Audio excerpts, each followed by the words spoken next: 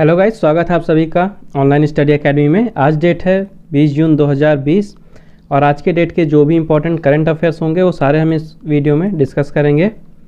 और लास्ट में आपके लिए इस वीडियो में कुछ इंपॉर्टेंट वन लाइनर्स हैं और साथ ही क्विज़ भी है, तो मेक श्योर आप इस वीडियो को लास्ट तक ज़रूर देखिए। तो आइए दिन की शुरुआत करते हैं। सबसे पहले एक पॉजिटिव थाट को लेके, the struggle you are in today is developing the strength you need for tomorrow. तो जो आप स्ट्रगल कर रहे हैं आज के समय में, आगे चल के वहीं सब आपकी स्ट्रेंथ बनने वाली हैं जो आपके लिए ज़रूरी होंगी आपके आगे आने वाले रास्ते के लिए। तो स्ट्रगल से डरिए नहीं, बस मेहनत करिए और रास्ते पे आगे बढ़ते रहिए। तो चलिए शुरू करते हैं आज का वीडियो।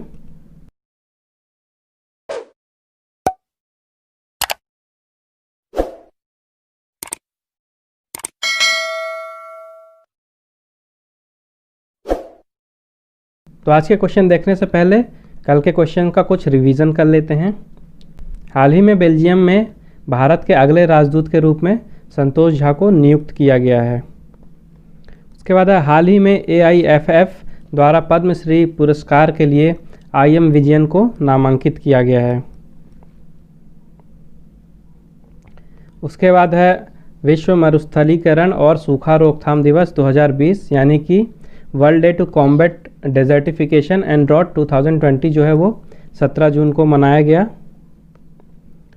उसके बाद जो चौथा संस्करण है एशियन यूथ पैरा गेम्स का, जो कि दिसंबर 2021 में होने वाले हैं, उनको बहरीन जो है वो होस्ट करेगा। उसके बाद है AIIB ने भारत को कोविड-19 CRF के तहत 750 मिलियन अमेरिकी डॉलर का ऋण स्वीकृत किया है। हाल ही में राजनीतिक अच्युत उसगांवकर का 92 साल की उम्र में निधन हो गया है। फिर है नोबेल पुरस्कार विजेता काजुओ इशिगुरो 2021 में मार्च में अपना नया उपन्यास जिसका नाम है क्लारा एंड द सन उसे जारी करेंगे। आयुष मंत्रालय ने yoga at home yoga with family अभियान शुरू किया है। संपर्क रहित प्रविष्टि सुनिश्चित करने के लिए सेंट्रल रेलवे जोन ने फैब्री-आई की स्थापना की है। और IIT गुवाहाटी ने स्टेराइल SPILD VTM किट विकसित की है। और लास्ट है HDFC एर्गो ने हाल ही में ड्रोन के बीमा के लिए pay as you fly insurance launch करने के लिए ट्रोपोगो लिमिटेड के साथ साझेदारी की है। तो चलिए देखते हैं अब हमारे आज के क्वेश्चंस। तो आज का हमारा पहला क्वेश्चन है, who becomes the first Turkish to be elected as the president of 75th UN general assembly. 75वें संयुक्त राष्ट्र महासभा के अध्यक्ष के रूप में चुने जाने वाले पहले तुर्की व्यक्ति कौन बने हैं? तो अभी हाल ही में वोल्कर बोचकिर को नियुक्त किया गया है as a president of 75th UN general assembly. Okay, इनके पहले थे तिजानी मोहम्मद बंदे। कौन थे? तिजानी मोहम्मद बंदे।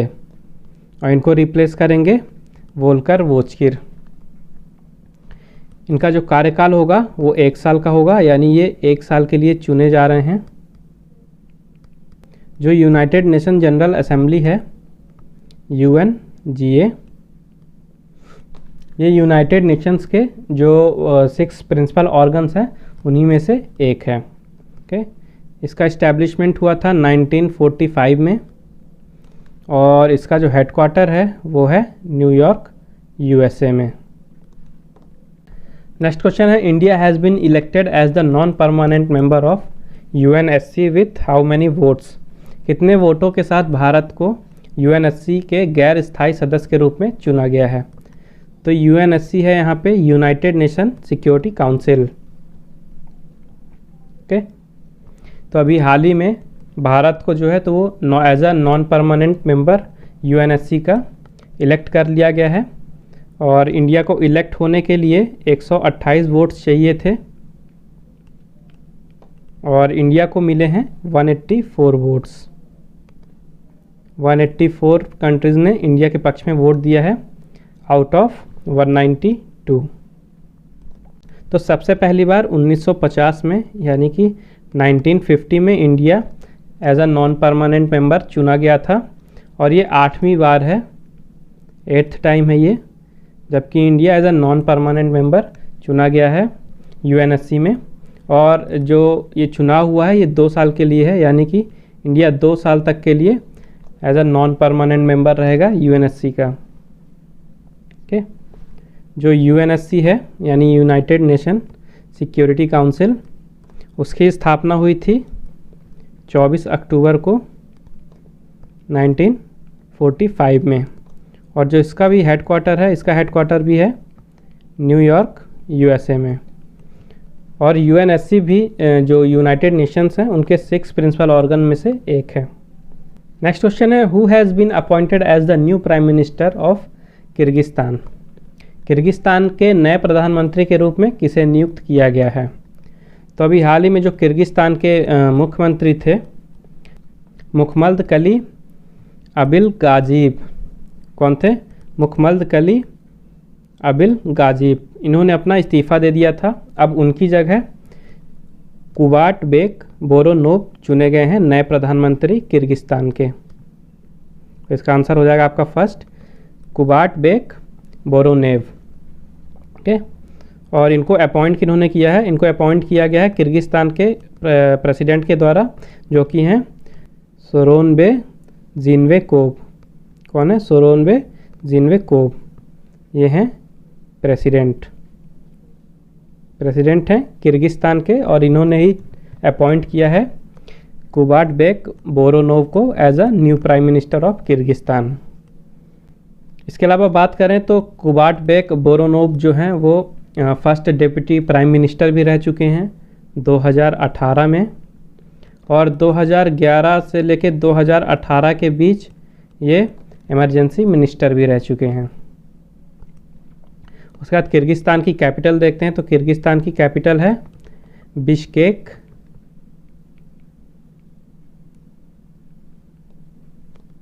और जो करेंसी है वो किर्गिस्तानी सोम।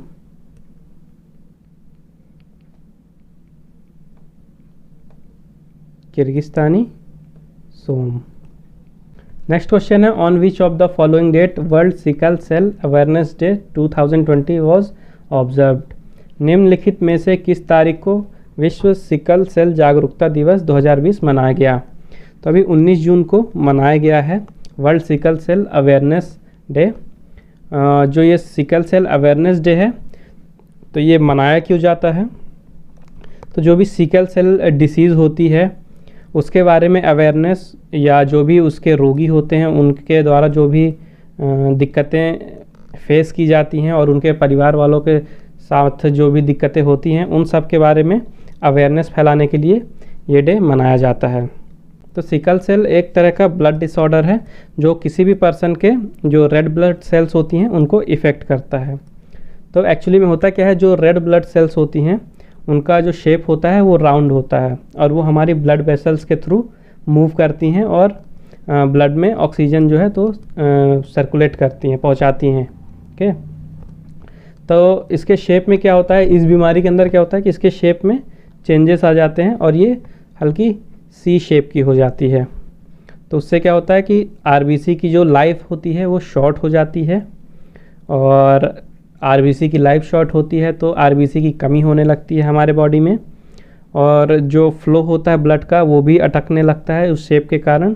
तो जब ब्लड का फ्लो कम होता है तो उससे पेन की भी दिक्कतें आने लगती हैं। तो इन्हीं सारी बीमारियों के बारे में अवेयरनेस फैलाने के लिए world sickle cell awareness day जो है वो मनाया जाता है।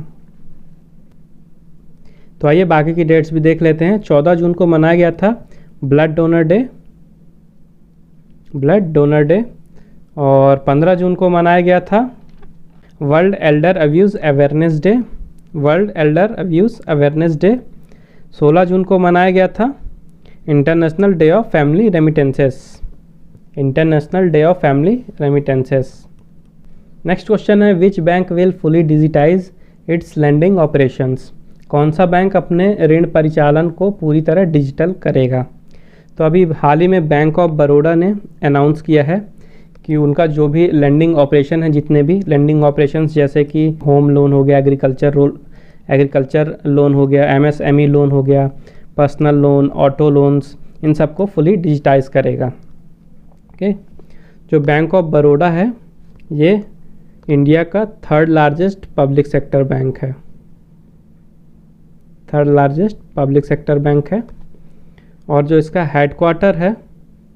हेडक्वार्टर है वडोदरा में, वडोदरा जो गुजरात में है। उसके बाद देखते हैं इनके एमडी और सीईओ के बारे में। तो इनके एमडी और सीईओ दोनों ही हैं संजीव चड्ढा जी,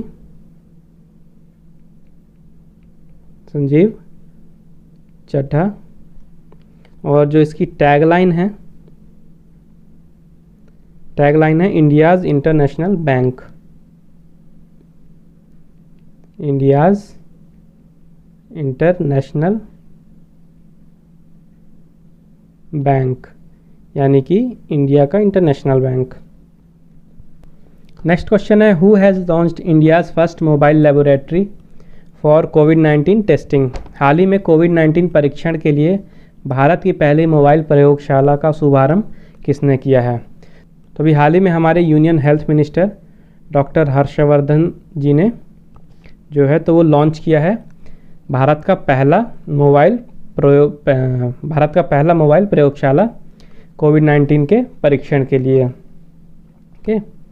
इस लैब को मोबाइल लेबोरेटरी के साथ साथ आई लैब भी बोलते हैं, आई लैब। और इसके अलावा और आई लैब के अलावा इन्फेक्शस डिसीज़ डायग्नोस्टिक लैब भी बोलते हैं, infectious disease diagnostic lab.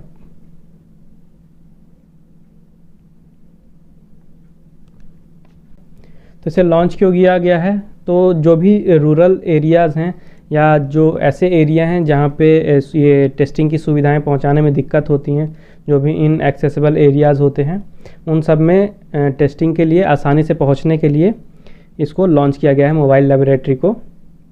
Next question है, which Italian club has won the Coppa Italia cup 2020। हाल ही में किस इटालियन क्लब ने कोपा इटालिया कप 2020 जीता है? तो अभी हाल ही में नेपोली ने जीता है 2020 का Copa Italia cup. Okay. Copa Italia cup को इंग्लिश में इटली कप भी बोलते हैं, इटली कप। और इस साल का कप मिला के नेपोली ने टोटल 6 बार जो है तो कोपा इटालिया कप जीत चुका है। और फाइनल मैच हुआ था नेपोली और यूवेंटस के बीच में, जिसमें स्कोर था 0-0, लेकिन पेनाल्टी शूटआउट में नेपोली ने 4-2 से यूवेंटस को हरा दिया। उसके बाद देखते हैं Italy.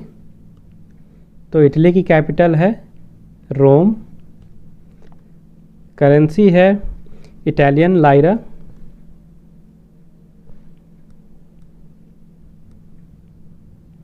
Italian lira. Next question है, Olympic champion Tibor Benedek passed away recently at 47, which game he was associated with. Olympic champion Tibor Benedek का हाल ही में 47 वर्ष की उम्र में निधन हो गया है। वह किस खेल से जुड़े थे? तो एक वाटर पोलो स्पोर्ट से जुड़े हुए थे वो, और वाटर पोलो में वो compete करते थे। बात करें ओलंपिक चैंपियन थे वो, तो उन्होंने सन 2000, 2004 और 2008 में गोल्ड मेडल जीता था। ओके। बात करते हैं उनकी टीम के नाम का, तो उनके टीम का नाम था डोमिनो हॉर्नवेड, डोमिनो हॉर्नवेड। और ये टिबोर बेनेडिक्ट थे कहाँ के? तो ये थे हंगरी के, हंगरी के रहने वाले थे ये। और हंगरी की जो कैपिटल है वो है बुडापेस्ट। नेक्स्ट क्वेश्चन है, विच इंडियन स्टेट और union territory has recently change the name of its agriculture production department. किस भारतीय राज्य या केंद्र शासित प्रदेश ने हाल ही में अपने कृषि उत्पादन विभाग का नाम बदल दिया है? तभी हाल ही में जम्मू और कश्मीर ने अपने एग्रीकल्चर प्रोडक्शन डिपार्टमेंट का नाम चेंज कर दिया है। और जो नया नाम रखा गया है, नया नाम है agriculture production and farmer welfare department. क्या है? Agriculture production and farmer welfare department. Okay, जो एडमिनिस्ट्रेटिव काउंसिल है जम्मू एंड कश्मीर का, जो कि लेफ्टिनेंट गवर्नर जीसी मुर्मू के अंडर में आता है, उन्होंने ये प्रपोज़ल को अप्रूव किया है। ओके, बात करें जम्मू कश्मीर की, तो जम्मू एंड कश्मीर अब एक यूनियन टेरिटरी है। ओके, और जो कैपिटल है, समर में कैपिटल होती है श्रीनगर और विंटर में कैपिटल होती है जम्मू। नेक्स्ट क्वेश्चन है, which country has top the 30th edition of world investment report 2020। हाल ही में जारी की गई विश्व निवेश रिपोर्ट 2020 के 30वें संस्करण में किस देश ने शीर्ष स्थान प्राप्त किया है? तो यूएसए को मिला है फर्स्ट प्लेस, यानी कि सबसे ज़्यादा एफडीआई को अट्रैक्ट करता है यूएसए। ओके, इंडिया जो था 9th नंबर पे था।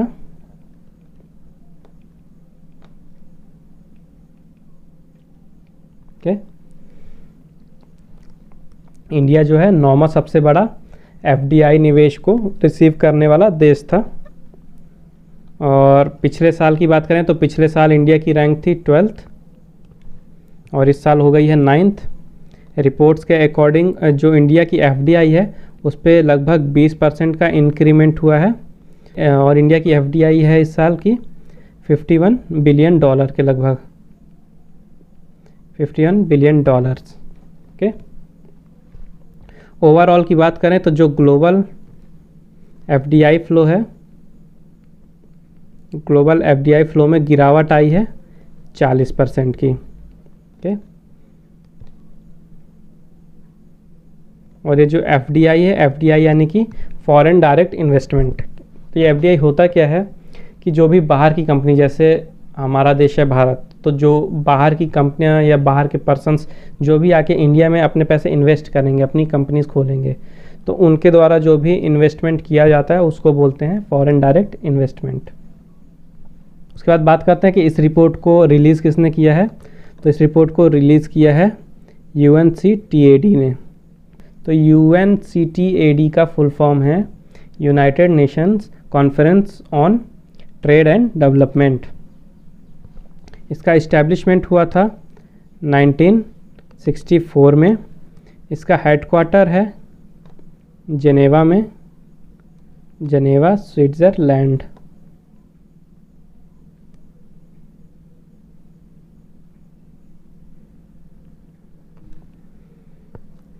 ओके, और जो यहाँ के सेक्रेटरी जनरल हैं मुकीशा कितुई।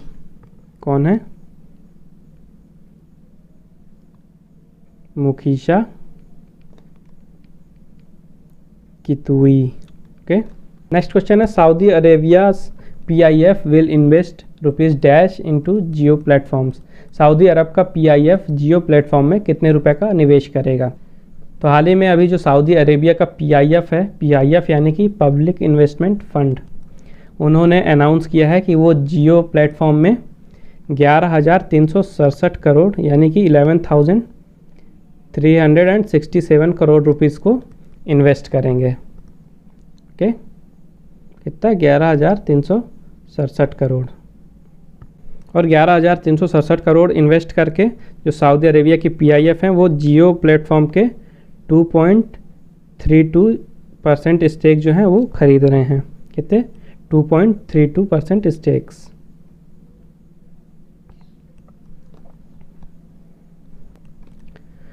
India two by 21 MiG-29 and 12 Sukhoi fighter jets from Russia. Bharat रूस से 21 MiG-29 और 12 सुखोई लड़ाकू जेट खरीदेगा। नेक्स्ट है, Tata AIA life insurance partners with east consultancy services to provide Aadhaar based paperless offline eKYC services. तो आधार आधारित paperless offline eKYC सेवाएं प्रदान करने के लिए ईस्ट कंसल्टेंसी सर्विसेज के साथ टाटा AIA लाइफ इंश्योरेंस ने पार्टनरशिप की है। नेक्स्ट है, ICICI HFC लॉन्चेस सरल and affordable housing loan scheme. तो ICICI जो होम फाइनेंसिंग कॉरपोरेशन है उसने किफ़ायती आवास ऋण योजना सरल शुरू की है। 19th great June uprising day observed in Manipur. तो 19वां महान जून विद्रोह दिवस जो है मणिपुर में मनाया गया है। उसके बाद है India confirms participation in trilateral with China and Russia on 23 जून। तो 23 जून को होने वाले त्रिपक्षीय बैठक में चीन और रूस के साथ भागीदारी करने के लिए भारत ने हाँ कर दी है। और 18 जून को गोवा रिवॉल्यूशन डे के रूप में मनाया गया था। Okay, 18 June is celebrated as Goa revolution day. तो ये थे कुछ इम्पॉर्टेंट वन लाइनर्स। मूव करते हैं अपने आज के क्विज़ की तरफ। तो आज के क्विज़ का क्वेश्चन है, who has been appointed as the new director of SIDBI. हाल ही में सिडबी के नए निदेशक के रूप में किसे नियुक्त किया गया है। तो गाइस मेक श्योर आप इस क्वेश्चन का आंसर ज़रूर करें कमेंट बॉक्स में, और अगर आपको कोई भी डाउट है तो प्लीज़ कमेंट बॉक्स में अपना डाउट लिखें, मैं उसे क्लियर करने की पूरी कोशिश करूँगा। और आने वाले डेट में एग्ज़ाम्स शुरू होने वाले हैं, नोटिफिकेशंस आने स्टार्ट हो गए हैं, तो आप अपनी तैयारी भी स्टार्ट कर दीजिए। समय काफ़ी कम बचा है, आपने अगर स्टार्ट कर दिया तो काफ़ी अच्छी बात है, अगर नहीं किया है तो अभी भी समय है। स्टडी करना स्टार्ट कर दीजिए या तैयारी करना स्टार्ट कर दीजिए, क्योंकि बहुत ही जल्द एग्ज़ाम शुरू होने वाले हैं। उसके बाद देखते हैं अपने कल के क्विज का आंसर। तो कल का हमारा क्विज का क्वेश्चन था, which Indian athlete has been nominated for the prestigious Khel Ratna award by Assam government. तो अभी हाल ही में हिमा दास को असम सरकार के द्वारा नॉमिनेट किया गया है, किस चीज़ के लिए, खेल रत्न पुरस्कार के लिए। ओके, तो आज का वीडियो यहीं पे ख़त्म होता है।